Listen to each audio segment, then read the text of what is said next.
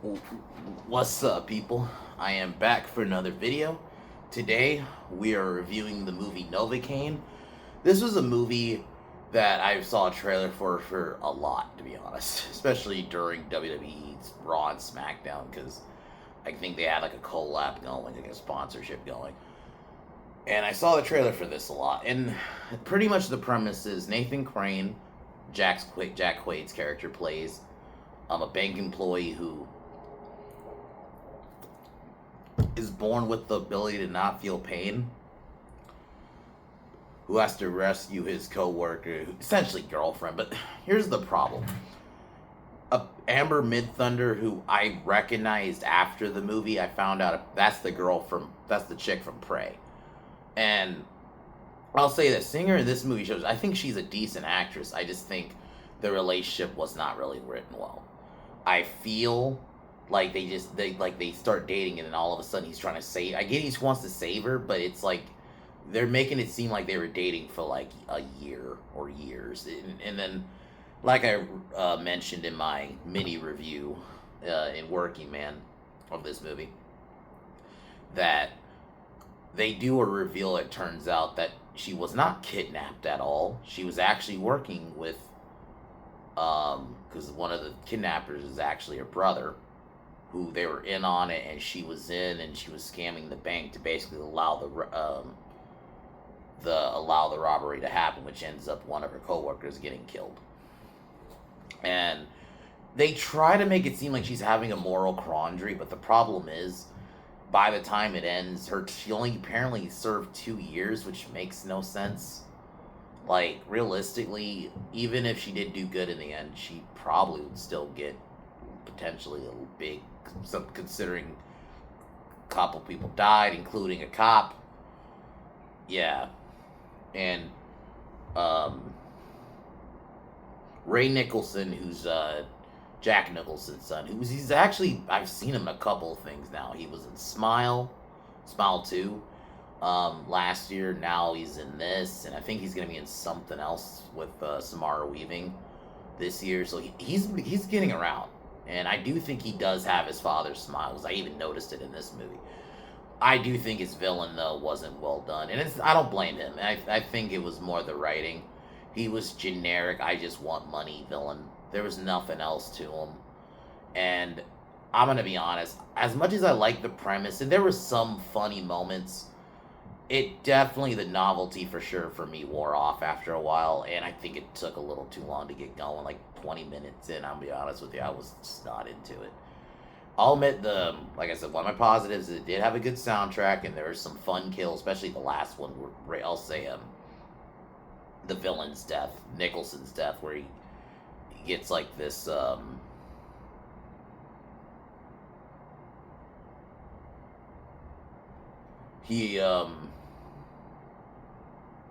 he basically uses his exposed arm bone as a weapon and shoves it through his throat. So that was pretty. There's some brutal kills, but it essentially really is the novelty. And there's some fun sequences here and there. I don't think, I think they should have went really 100% one way or the other. It should have been really gritty, or you go 100% on like the silliness and over the top. It's like it wanted to do both. It's like it wanted to at times take itself seriously, but then there are times it also flips to like, we're goofy. It's like you should have went 100% one way, and I'm leaning more the goofy. If you have this whole premise, you can go really overly comedic with it.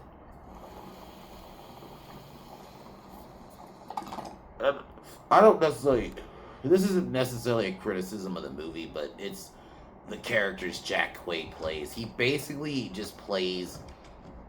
I've seen some people call it like the beta male, but I won't use that word. But like the hero who just constantly gets beat on. Like it just seems like, and also playing like the character. If you've seen The Boys, Huey, he kind of plays that a lot.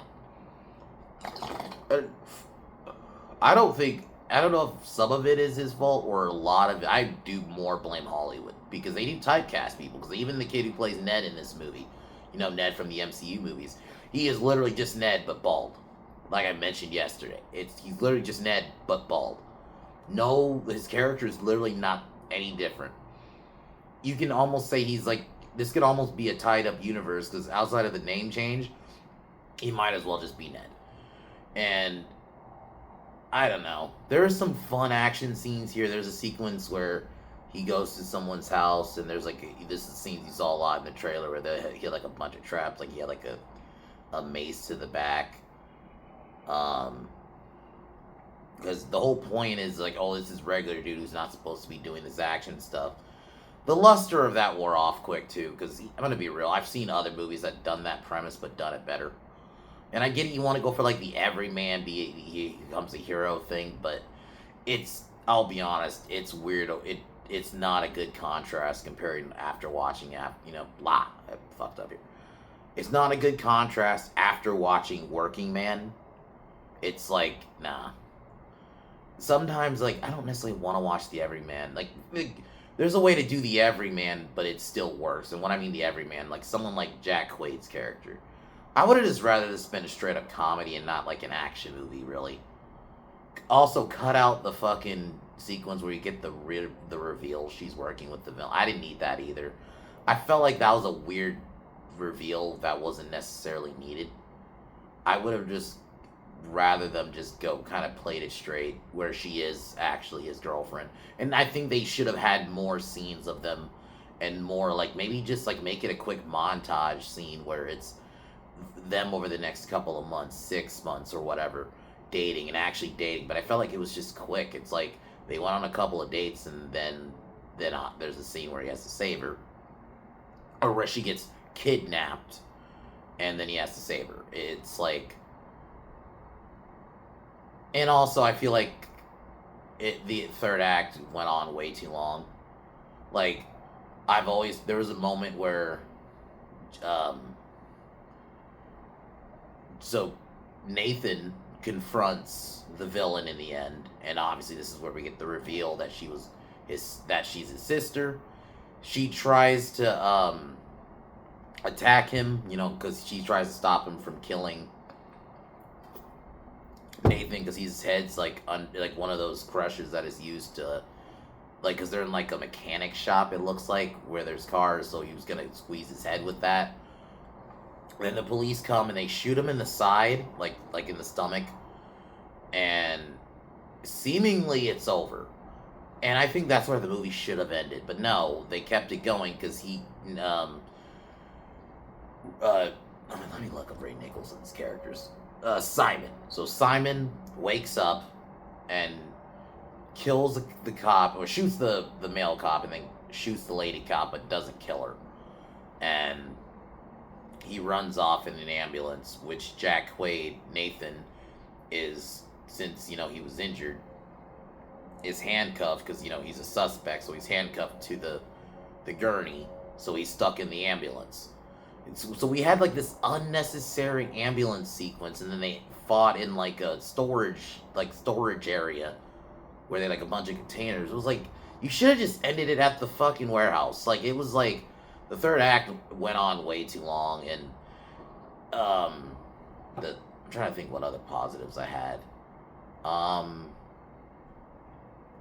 Like I said, there was some fun action sequences, and I do think there was an idea there. I just think they should have did more than just lean into the novelty. I also think they should have went 100% one. Like, it was like moments it wanted to try to take itself seriously, but then there's moments it didn't.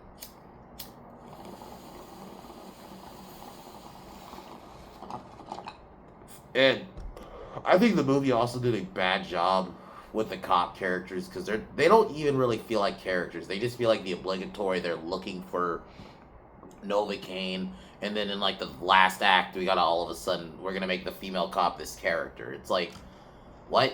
She's not really, she didn't feel like a character. There was no arc, or every time they're just there to check out the scene after Nathan's leaving, and they find the bodies. That's what it feel like. That's the most of their character. There's no actual, like, that's why, because we kept cutting them too much. But if you're gonna do that, give them some actual characters. Have them give us a reason to care. Because I'm gonna be honest, when the dude died, I was just like, oh, okay.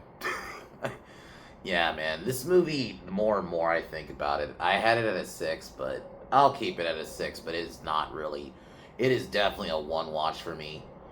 I might watch some of the kills like on YouTube in a compilation, but I don't think I'd watch the movie again.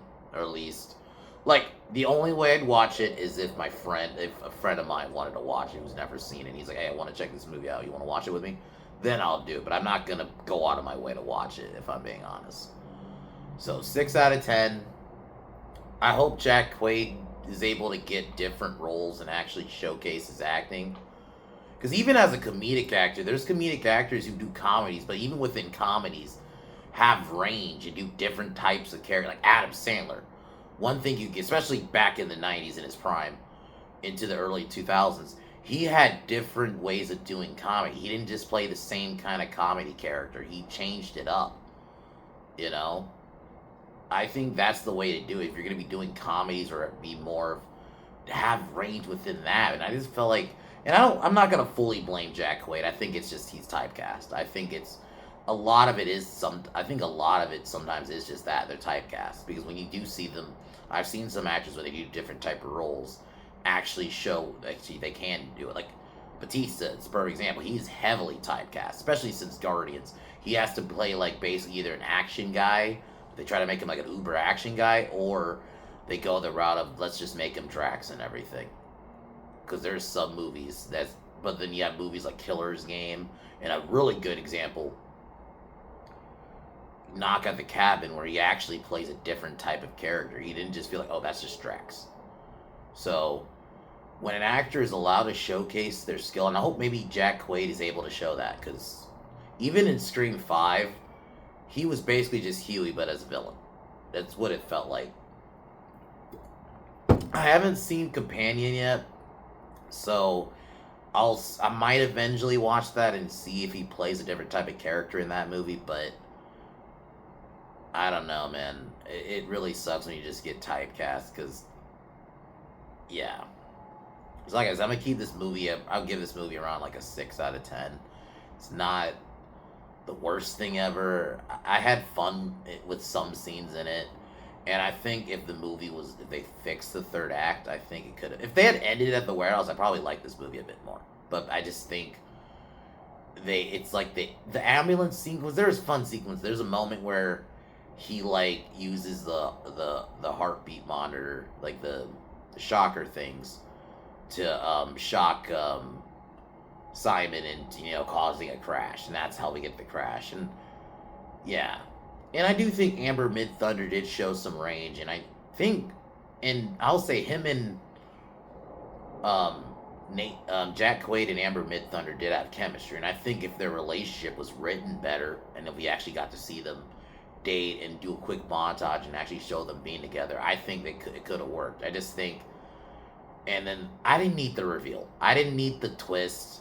It was unnecessary. It felt forced, and it wasn't even like, even when they first revealed it, because when you see her back at Simon's warehouse place, he's actually treating her nice, because he obviously find out that she's in on it.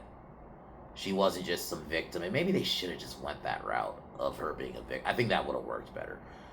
And then, I get it, it's a reduced sentence and all, but her just getting 2 years for, keep in mind, a cop died, a bank teller, one of the bank people died. I'm just saying, she was in on it, I don't know, man, it just seems like, they could have found a better way to explain how she got out, I don't know. But overall, I guess I'll give it a 6 out of 10. And now let's get into the movie, because I did feel like I went on a bit long about just the movie itself. But anyways, tomorrow I'll be talking about Karate Kid 3. And but let's get into Novocaine.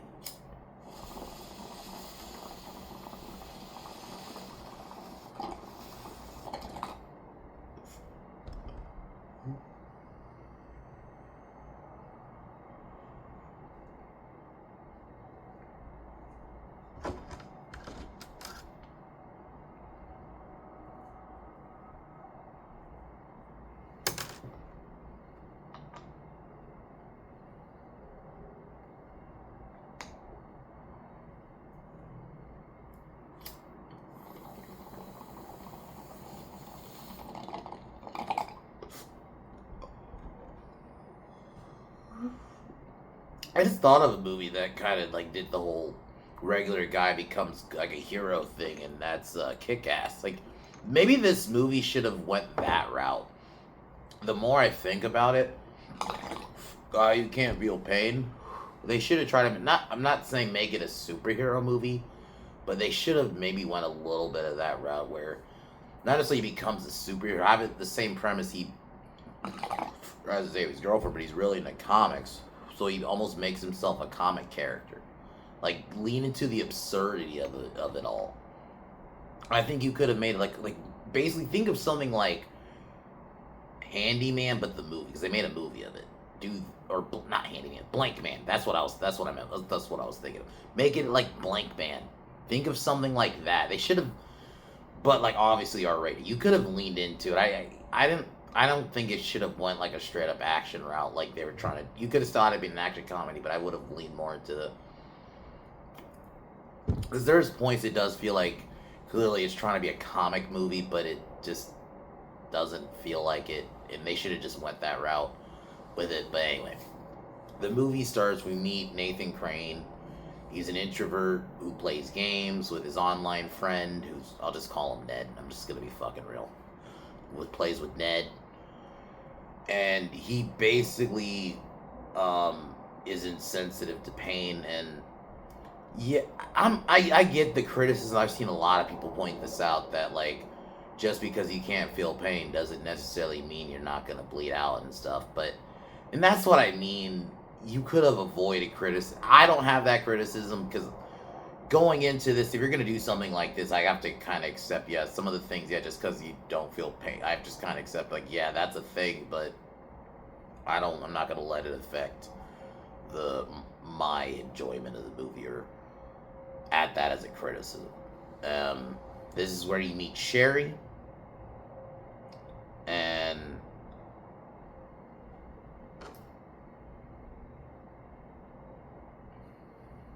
and this is where Sherry and them have sex, and then they have sex, and they pretty much, they're dating, but then they get robbed. It's like, there should have been a whole thing. That's like the problem I have. Fundamentally, if I have like if this is like the biggest criticism of this movie, that's why it kind of holds me back from really wanting to watch it again. Sherry and Nathan have chemistry, but they should have dated longer. And I get it, they wanted to set this on Christmas Eve, because this is set technically Christmas Eve time. I don't count it as a Christmas movie, because this is a perfect example of just because it's set during Christmas Eve doesn't make it technically a Christmas movie, because they don't really have any decorations. The only real Christmas thing is that Simon and his people who do the robbery wear Santa outfits. That's literally it. Like, maybe the movie should have started in, like, maybe, like, June, or started even in, like, a couple of months before. And then you just do a montage of them dating into where we end up on Christmas Eve. So I think if you wanted to add, instead of having the unnecessary long third act, you could have cut a lot of that out and add some of that extra time to the opening scene with Sherry and Nathan's relationship. Because there's a scene, we meet, she talks to Nathan's bully, but then, she fucks with the bully, making him take a shot of, like, hot sauce instead of alcohol. And then, they have sex, and then the next day she gets kidnapped. It's like, immediately, and I get it, he wants to save her, but it does feel like, why, here's the thing, I get he really likes her, but it feels forced. Like, if you're gonna do that, they should have dated way longer. Or even have it be she's a childhood friend of his or something, and obviously maybe he doesn't know about the robbery part. Or not a childhood friend, but like maybe they knew each other. Maybe she never told him about her brother. And then eventually they start dating. You could have did something like that. They'd known each other for a bit. And maybe that's why he wants to save her. You should have did something why he wants to save her. Because I think they didn't do a great job with that. Because, it really doesn't make sense. Like, you just had sex with her and all of a sudden you want to be saving her. Going out of your way to save her instead of letting the cops do it. You know what I mean? You gotta really show me why he wants to save her. Because even in the trailers, it doesn't seem like that's just a girl he had sex with. And no, they do make it seem like, at least in the trailers, I got the vibe that it felt like they were dating for a while. And then he has to save her. Then obviously the trailers, I get it. They wanted to hide the twist. The twist should never have been there. But I'll explain that more later. So he has to. Simon ends up killing Nathan's boss, and then steals a cop car, and then basically kills a bunch of cops. And Nathan tries to get into the car to try to save Sherry, and he ends up falling actually one of the robbers. And this is where we get one of the fight scenes in a restaurant kitchen, and they're fighting, and obviously the whole premise is obviously a lot of these fights he's gonna get his ass kicked. And that novel, there's a couple of things of the novelty of this movie that do wear off. Obviously the whole premise itself, but even just like the aspect, like him getting his ass kicked constantly in these fights. And then after there's like a fight later on where it got tiresome, and I also think that fight went on way too long. There were some of the fights where I'm like, okay, this is going on long. I get the idea, guys. Yes, he feels a lot of pain, so he's gonna be a fucking pain cushion. But there's a point where it's just like, okay, let's end it. Have something happen where you could have just ended it. Like, I don't know. If you're gonna have long fights like this, I'd rather it be a good fight where it's a back and forth, not the premise is this guy gets his ass kicked a lot, so we're just gonna draw it out like where he gets his ass kicked and he feels pain. You know? Where I'm like, okay, we get it, movie. I'll admit it's not horrible with that. Like, it doesn't beat it in your head, but there is a little bit of it, I will say. But yeah, he ends up shooting the robber because the gun is in like the frying pan. Or in the deep fryer, so he has to stick his hand in it and grab the gun. And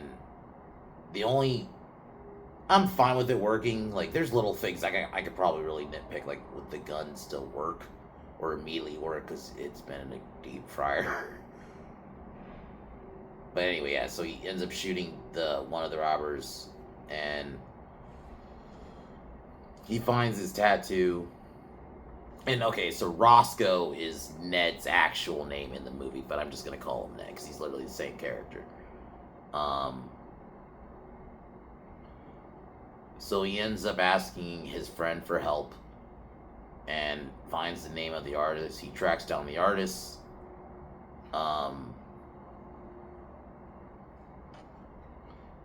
He manages to find the tattoo artist, but then nearly gets killed again. And then we just jump ahead and he finds the address, and he gets to the address, but the person's house is booby trapped. He calls, and he gets snared up. Calls Ned. Ned comes to help him. This is where they meet for the first time. But Andre, who's is Ben's brother, the guy who got killed. They basically this is one of the beatdowns that went on way too long. There was a couple points I'm like, you could edit it here.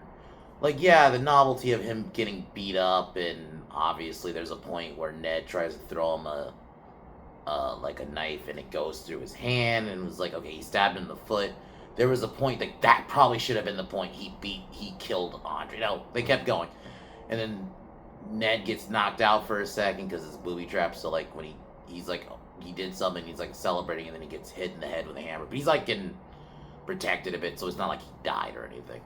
So, jumping ahead, they kill Andre, and this is where officers Mincy and Duffy and arrest Roscoe because they think he's part of the killings. And this is the point where the movie should have probably fucking ended. Nathan confronts Sherry and Simon, and then this is where Simon finally reveals, and he's even laughing about, like, oh, you think she actually likes you, and she loves you. You think you're gonna be, basically coming here to save the damsel in distress, when in actuality she was working with me, and she's been a plan in that bank for months. So basically it was a big plan. She was in on it, and she was basically trying to give him obviously probably give them info on how to break in and stuff. And that's what happens. Um, because originally she was only supposed to seduce Nathan to give him the code, but she actually started getting feelings for him. And there was a point earlier where she was going off about getting. She doesn't like the killing part. Like, she didn't like that she killed her boss. Simon then and Nathan get into a confrontation, but then Simon has Nathan basically down for the count to have his head basically crushed, and Duffy ends up shooting him. Oh no, Coltrane. So Coltrane's the guy. I thought Duffy was the guy. So Coltrane's the guy.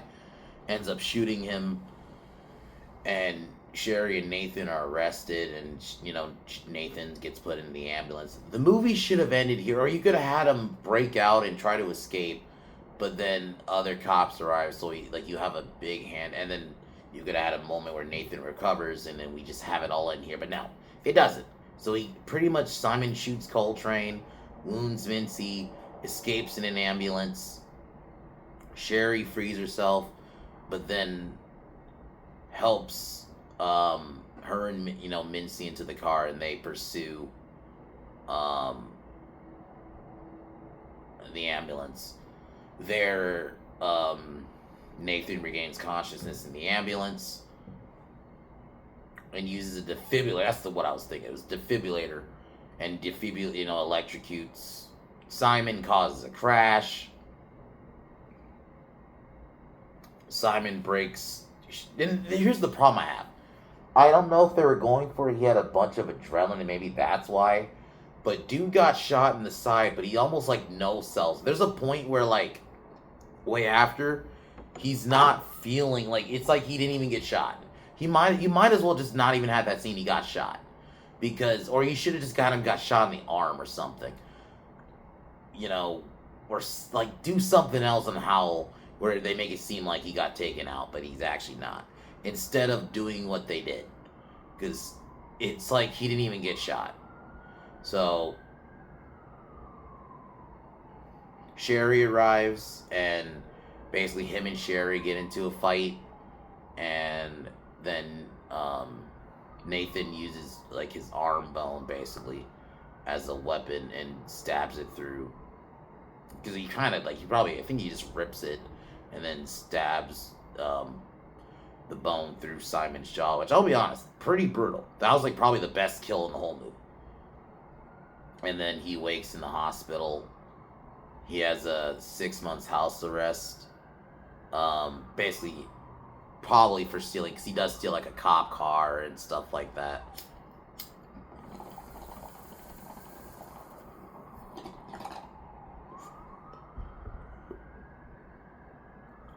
And apparently, Sherry only got 2 years or something like that. She got a shorter sentence for basically, even though a cop got killed. I just don't feel like she would have just got that much less time, even if she did the hero shit in the end. And I almost feel like the hero stuff isn't fully earned.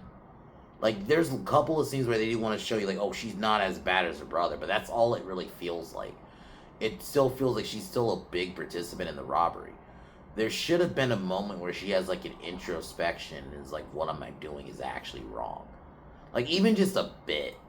Maybe, so there should have been maybe a little, Simon was very underdeveloped as a villain. Because I do think Ray Nicholson, he's Jack Nicholson's son, and he has a pretty evil smile, and I do think he could be a really good actor. And I feel like there's elements where I think he could play an evil, not necessarily evil, but a robber who kills people. So I guess evil is the right word. But you could have had him do more. He was very underdeveloped as a character. There was not much to him besides I just want money and I kill people.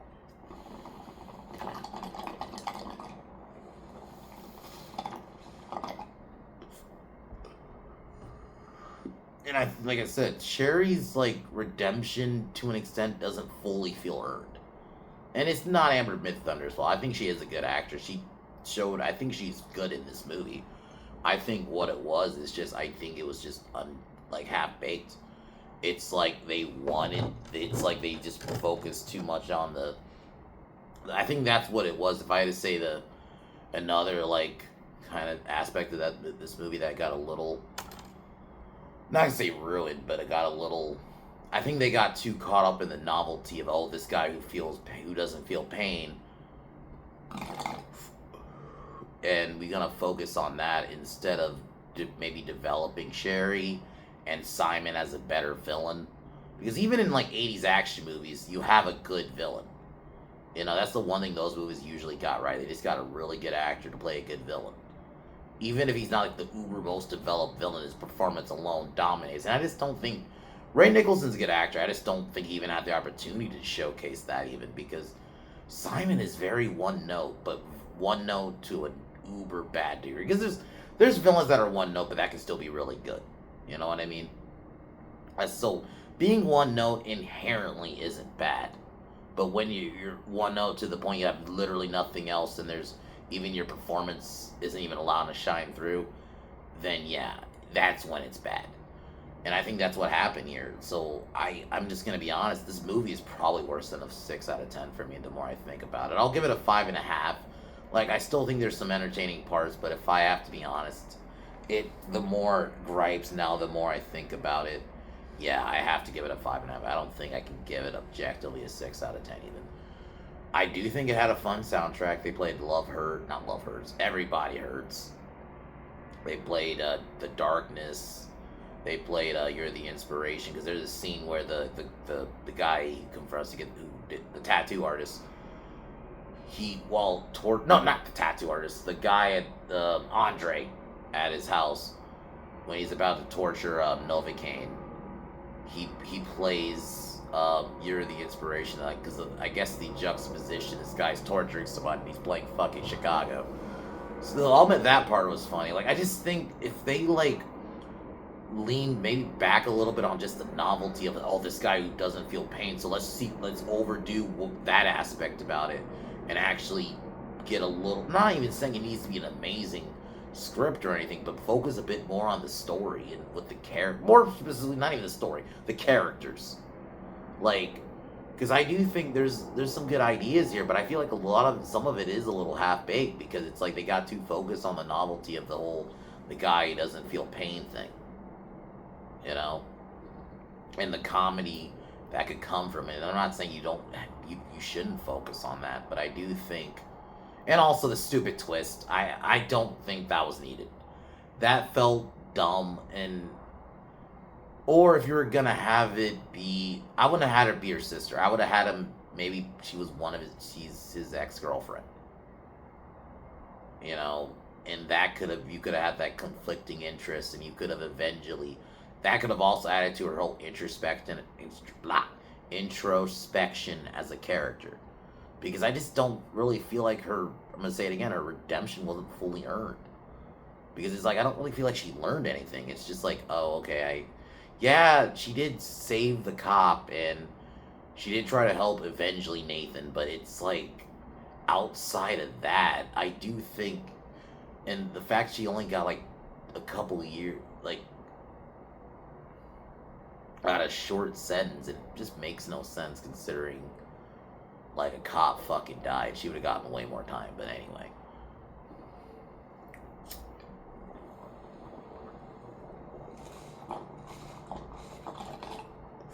And considering Simon is dead, I hate to say it, someone would have to pay for it who's alive.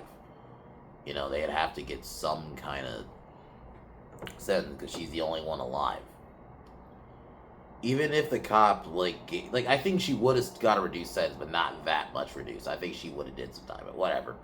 I get it, the movie had to happen, but things like that I can't just overlook. So Novocaine is a 5.5 out of 10 objectively, and probably subjectively even, to be honest. But I think if you can get into the novelty of it, I think you might like it a bit more. And maybe there's some parts that I found you might find funny, but personally, it's a one watch for me. I think Kick-Ass did the whole everyday guy becomes a hero thing. I think that movie did it better. even though that movie wasn't a rescue movie, but still like kind of a similar idea of every day, the regular guy becomes not even if he's not a superhero, but like becomes like a kind of like every guy becomes like an action star or a hero, has to save the day. That's essentially what this movie was, and I think the movie could have did it a bit better. And I hope Jack Quaid gets some different roles, man, and isn't just typecast for the rest of his career and just basically plays Jack Quaid and everything, or plays Huey and everything, because I don't think he deserves that. I really think he could showcase a different side of himself if he's allowed to. Or if he wants to play that type of character, I think he works better in straight up comedy, but it's like for whatever reason, they want to put him in genre shit. Like he was in Scream 5, he's in The Boys. This is like an action movie, basically. It's like, and then, you know, you got Companion, which I can't speak on because I didn't see it. I'll eventually get to it. But I think I would like to just, if you're gonna have him play this character, I think this character is more suited for like a regular comedy. Like I don't, for whatever reason, I don't know why he's not thrown in those type of movies. They want to keep doing him this type of character, but in like genre. I think his shit could work better and like is more tailored for like a regular comedy. But I don't know why they don't want to throw him in stuff like that. And yeah, the movie ends with him and Sherry basically eating a cherry pie that was on their first date. And yeah. And anyway, the movie is not that great. So anyways, tomorrow I'll be doing Karate Kid 3, the finale of the Karate Kid trilogy before Cobra Kai. And this is the one that this arguably kind of is more, some people, I don't know if some people, but I would say I can see an argument for this being considered like the true Karate Kid 2 because it is back in the valley. Daniel's more of the focus again. We get a lot of Cobra Kai as a dojo is involved again. You have Kreese, you have Mike Barnes, the addition of Mike Barnes as one of the antagonists, and then introduction of Silver is perfect. And then Daniel joining Cobra Kai. And you know, I do like that stuff, but I'll be honest, I don't remember it as much compared to the other two, because I mainly watched the first two. Those are the ones I mainly watched when it comes to Karate Kid. The last time I watched Karate Kid 3, I think was probably 5-6 years ago. Like, when I did, like, the marathon of all three at one point, but I wanted to go back to it even during Cobra Kai, I just never did. So, and in a way I'm kind of happy I did, because I think it hits better watching Karate Kid all over again once Cobra Kai is done. So we'll see how this one hits, and maybe I'll like it much better. But we'll see about it. We'll see about that. I'm gonna watch it tomorrow. But anyways, I'm gonna get ready to wrap it here.